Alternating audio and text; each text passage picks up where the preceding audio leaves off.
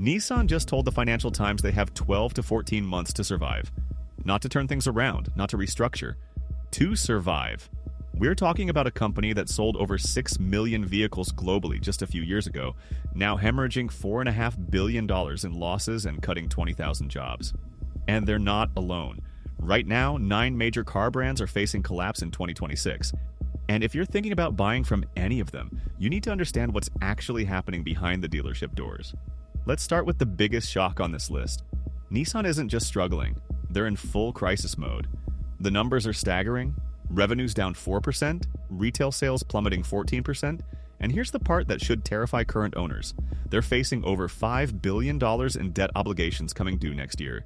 Think about what that means for your warranty, for parts availability, for resale value. Here's what triggered the collapse. That $60 billion merger with Honda? It fell apart in February. Nissan walked into those negotiations thinking they'd be equal partners. Honda had other plans. They wanted Nissan as a subsidiary. When Nissan realized what was really on the table, talks stalled immediately. Now Nissan's stuck with a weak product lineup, revolving door leadership, and sales crashing in their most critical markets. China down 18%. Japan down 17%. The reality for Nissan owners is getting uglier by the month. Slower warranty service, delayed parts, dealerships closing. Your vehicle's resale value is already taking a hit, and it's only going to get worse as buyers realize what's coming. But Nissan's crisis looks almost manageable compared to what's happening at Stellantis. This is where things get really messy, because we're not talking about one brand. We're talking about 6 brands under one corporate umbrella, and CEO Carlos Tavares has already started the countdown for shutting some of them down. Stellantis owns Jeep, Ram, Chrysler, Dodge, Fiat, and Alfa Romeo. Combined sales dropped 3% in 2025. Sounds bad, right? Here's the real number. Since their peak in 2017, sales have collapsed 42%. Let that sink in. Nearly half their business gone. Walk into a Chrysler dealership right now, and you'll find exactly 2 models. The Pacifica minivan and the Voyager, which is basically a stripped-down Pacifica. That's it. The Chrysler 300 sedan? Dead. The Airflow EV they promised? Cancelled. Chrysler's sales have dropped 50% over the past decade, and there's no product pipeline to reverse it. Fiat's even worse. They're down to 1 model in America. 1. The 500e electric car, which almost nobody's buying. Want to know how bad it is? The Dodge Charger Daytona EV, a car that's been absolutely destroyed in reviews, outsold both Fiat and Alfa Romeo combined through the first 3 quarters of 2025. Speaking of Dodge, their dealers are sitting on a nightmare. As of early December, they still had over 82% of their 2024 Hornet inventory unsold. The industry average for leftover previous year inventory is 0.4%. Dodge is sitting at 82%. These vehicles aren't moving, and dealers are drowning. Analysts are already predicting which brands get sold off or shut down first. Maserati, Lancia, DS. They're the most likely targets because their sales volumes are microscopic. But honestly, any of these brands could be on the chopping block when Stellantis reviews their portfolio in 2026. Then there's Volkswagen, and this one's historic for all the wrong reasons. They just shut down their Dresden plant, marking the first production shutdown at a German facility in the company's 88-year history. Let me repeat that. 88 years of continuous production now stopped. The restructuring deal they struck is brutal. 35,000 jobs gone by 2030. 10% salary cuts across the board. Pay freeze for 2025 and 2026. Their historic Wolfsburg plant is cutting 4,000 jobs and shrinking from 4 assembly lines down to 2. German plant capacity is being reduced by 734,000 vehicles. Why is this happening? Their factory costs are running 25 to 50% higher than planned, making German plants twice as expensive as competitors. They're getting crushed by Chinese competition while dealing with plummeting profits. This is Volkswagen, one of the largest automakers on the planet, and they're fighting for survival. The small players are in even worse shape. Fisker already missed an $8.4 million interest payment on their 2026 notes. They couldn't make it even with a 30-day grace period. Bankruptcy is basically inevitable at this point. Jaguar sold just over 13,000 cars in America in 2024. They're essentially taking 2025 off, which is a terrible sign. With electrification moving slower than expected and their combustion engine sales dying, it's not clear if Jaguar has any future in North America past this year. Mitsubishi's barely hanging on with just 300 dealers left in the United States. Their bestseller, the Outlander, moved only 33,000 units. And they just canceled the Mirage, the most affordable new car in America, right when buyers are desperate for cheap vehicles. Even Volvo's showing cracks. No models in the top 25 bestseller list. They cut funding to Polestar, their EV brand, which has seen shares drop 83% since 2022 and just needed a bailout from Chinese parent company Geely. What you're seeing isn't random bad luck. This is a fundamental market shift that's catching unprepared brands in a death spiral. But there's one segment of the industry that's facing something even more catastrophic, and it's happening right now in the world's largest car market. China's electric vehicle market is imploding. Around 50 EV makers are expected to either downsize or completely shut down in 2026. 50 companies. And this isn't speculation from analysts trying to get clicks. This is what happens when a brutal price war meets the reality that nobody's making money. Chinese EV manufacturers have been slashing prices to gain market share. And yeah, that made electric cars affordable for millions of buyers. But there's a problem. They've been burning cash the entire time. Research from Alex Partners shows that only about 10% of China's EV brands will actually be profitable in the coming years. 10%. The other 90% are running on fumes and investor hope. The big players like BYD, Ceres, and Li Auto will survive because they've got scale and actual profits. But the smaller companies? They're toast. And here's what makes this worse. Vehicle deliveries in China are expected to drop by as much as 5% next year. That's the largest contraction since 2020. Government support is drying up. The 20,000 yuan trade-in subsidy that's been propping up sales? Beijing decides in January whether that continues. The current 10% purchase tax exemption? That expires at the end of this year. It drops to 5% in January and stays there until the full tax comes back in 2028. So you've got oversupply, collapsing demand, disappearing government incentives, and companies that never figured out how to turn a profit. This isn't a correction. This is a market collapse. And the ripple effects are already spreading beyond China's borders, because these struggling companies aren't just building cars. They're part of a global supply chain that's about to experience its own crisis. Automotive suppliers are facing what industry insiders are calling a perfect storm. Falling orders, Chinese competition, and skyrocketing costs are threatening widespread bankruptcies, especially among smaller component makers. We're talking about the Tier 3 and Tier 4 suppliers that most people have never heard of, but are absolutely critical to vehicle production. Global vehicle production is declining. Orders for parts are dropping. And suppliers tied to combustion engine components are watching their entire business model evaporate.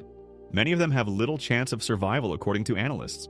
Since the start of 2025, suppliers in North America and Europe have cut more than 60,000 jobs. 60,000 people who used to build the parts that go into your car are now looking for work. Germany is getting hit particularly hard. Between January and August, 36 supplier firms with more than $21 million in revenue went insolvent, and bankruptcies are expected to jump 30% in 2025. These companies are getting crushed by weak demand, high labor costs, expensive energy, and Chinese competitors who can undercut them on price. The cost cutting is so severe that it's eroding innovation. German suppliers can't invest in new technology because they're too busy trying to survive the next quarter. Meanwhile, their labor and energy costs keep them at a permanent disadvantage against international competition. Recent data from Supply Chain Monitor identified over 600 U.S. automotive firms in high-risk status. 4 private companies have already gone bankrupt, and that's just what we know about. How many more are quietly circling the drain right now, hoping for a market recovery that isn't coming? What does this mean for you if you own a car from one of these struggling brands? Parts availability becomes a real problem. If your supplier goes bankrupt, suddenly the component you need doesn't exist anymore. Warranty service slows down because the company's bleeding cash and can't afford to process claims quickly. And your resale value? It tanks because buyers know they're inheriting a potential parts nightmare. This is already happening with Nissan. They're facing more than $5 billion in debt obligations due next year. They forecasted a $1.2 billion operating loss for just the April to September period. The Financial Times reported that Nissan has between 12 and 14 months to survive, not to turn things around, to survive. Their retail sales collapsed almost 18% in China and 17% in Japan. The US market only grew 2%, which isn't nearly enough to offset those losses. They've already announced they're cutting 20,000 jobs and shutting down 7 factories. And remember those merger talks with Honda? They fell apart in February when Nissan realized Honda wanted them as a subsidiary, not an equal partner. Nissan's problems aren't just about sales numbers. They've got revolving door leadership and a product lineup that buyers aren't excited about. When was the last time you heard someone say they were genuinely excited to buy a new Nissan? The brand's lost its identity, and now it's losing its financial foundation. For current Nissan owners, this is terrifying. Potential delays in parts availability, slower warranty service, reduced resale value. If you're trying to sell your Nissan right now, buyers are factoring in the risk that the company might not exist in 2 years to honor warranties or provide replacement parts. And Nissan's not alone in this disaster. The entire industry is bracing for what's coming in 2026. Major automakers including Hyundai, Toyota, and General Motors are warning about difficult conditions ahead for the U.S. market. Cox Automotive is forecasting that sales will decline 2.4% to 15.8 million units. High-income households will be fine. They'll benefit from wealth effects, tax relief, and rate cuts. But lower-income consumers are getting crushed by prolonged inflation and high vehicle costs. Both new and used cars are priced out of reach for millions of Americans who desperately need reliable transportation. The electric vehicle market is entering a new chapter in 2026, and it's not the one automakers were hoping for. Government incentives are disappearing. Off-lease EV models are flooding the used market, which is killing new EV prices. Ford and Tesla are making gains while Stellantis and other domestic brands are struggling to stay relevant. What you're watching isn't just a few companies having a bad year. This is a complete restructuring of which brands survive and which ones become automotive history. And the decisions being made right now in boardrooms across the globe will determine what your driveway looks like in 2030. So what should you actually do with this information? First, understand that brand loyalty in 2026 is a financial risk. Your grandfather's advice about sticking with one brand for life? That's dangerous now.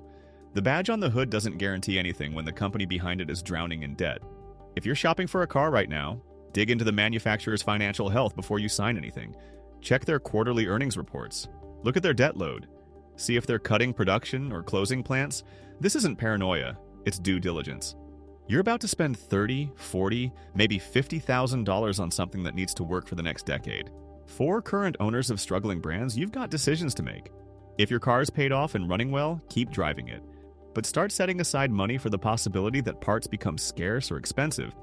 Build that emergency fund specifically for automotive surprises. And if you were planning to trade in soon, do it sooner rather than later. Your trade-in value is only going to drop as these brands spiral. Here's something most people miss. The supply chain crisis isn't just about finished cars. It's about every single component that goes into them. When a Tier 3 supplier goes bankrupt, it creates a domino effect. That supplier was making parts for multiple manufacturers. Suddenly, several brands can't get the components they need. Production lines stop. Dealerships run out of inventory, and your broken car sits in the shop waiting for a part that might not exist anymore. Germany's watching this happen in real time. Between January and August, 36 automotive firms with more than $21 million in revenue went insolvent. 30% more bankruptcies are expected through the end of 2025. These aren't small operations. These are established companies that have been around for decades. And they're disappearing because they can't compete with Chinese manufacturing costs, and they can't survive the shift away from combustion engines. The combustion engine parts suppliers, they're in the worst position. Analysts say many have little chance of survival. They specialized in technology that's being phased out, and they don't have the capital to pivot to electric vehicle components, so they're just waiting for the end. China's EV market tells you everything you need to know about what happens when too many companies chase the same opportunity. Around 50 of China's money-losing EV makers are going to either downsize or shut down entirely in 2026. The price war brought affordable electric cars to millions of buyers, but it destroyed these companies' ability to turn a profit. Research from Alex Partners says only about 10% of China's EV brands will be profitable moving forward. That's brutal math. BYD, Seres, and Li Auto are the exceptions.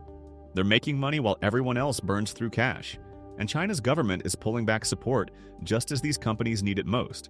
The trade-in subsidy might not get extended. The purchase tax exemption is expiring.